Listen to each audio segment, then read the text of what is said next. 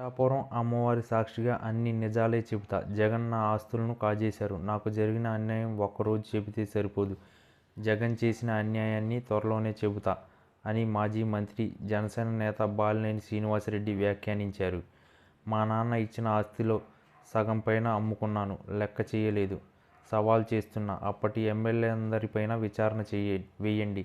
నా మీద వేయండి. ఎవరు తప్పు చేశారో, రూపాయలు కోట్లు సంపాదించారో తెలుస్తుంది. ఈ ఉక్రోషం బాధ నాకు, నా కుటుంబానికి తెలుసు. నాకు రాజశేఖర్ రెడ్డి, ఎన్టీఆర్ అంటే ఇష్టం. రాజకీయ భిక్ష పెట్టిన రాజశేఖర్ రెడ్డికి విధేయతతో మంత్రి పదవి 4 ఏళ్లు కాలం ఉండగానే వదిలేసి జగన్ వెంట నడిచా. మంత్రి పదవి ఇచ్చి తీసేసినా బాధపడలేదు. ఆ పదవి డోంట్ కేర్ అని బాలినేని అన్నారు. రఘురామకృష్ణంరాజు ఏదో మాట్లాడితే ఆయన్ను లోపల పెట్టించి కాళ్ళు చేతులు విరగ్గొట్టించారే. 17 ఏళ్లు ముఖ్యమంత్రిగా చేసిన చంద్రబాబు భార్య గురించి మాట్లాడితే వారికి బాధ కలగదా అని జగన్ను బాలినేని ప్రశ్నించారు.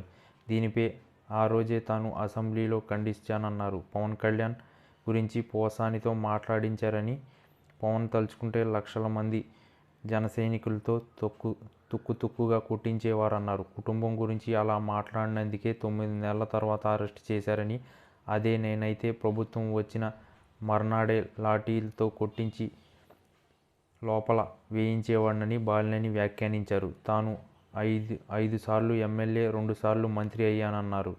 ప్రతిపక్షంలో ఉన్నప్పుడు పవన్ కళ్యాణ్ తననెప్పుడూ విమర్శించలేదని, బాలినేని లాంటి మంచివాడు ఉన్నాడని ఆయన్ను గుర్తు చేసుకున్నారు.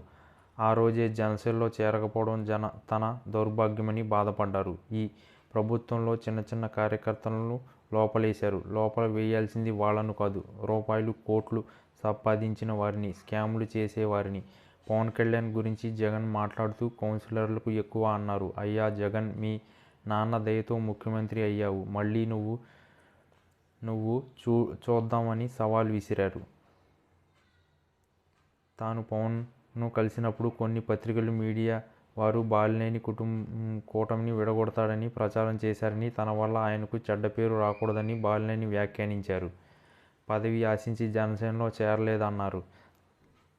తన ధ్యేయం పవన్ ఇంకా ఎదగాలని, తన కోరిక ఆయనతో సినిమా తీయాలని అని వెల్లడించారు. చంద్రబాబు, పవన్ కళ్యాణ్ చర్చించుకుని కష్టపడి చేసిన జనసేన కార్యకర్తలకు గుర్తింపు ఇచ్చేలా చొరవ చూపాలని కోరారు. తన ప్రాణం ఉన్నంత వరకు పవన్ కళ్యాణ్తోనే ఉంటానన్నారు.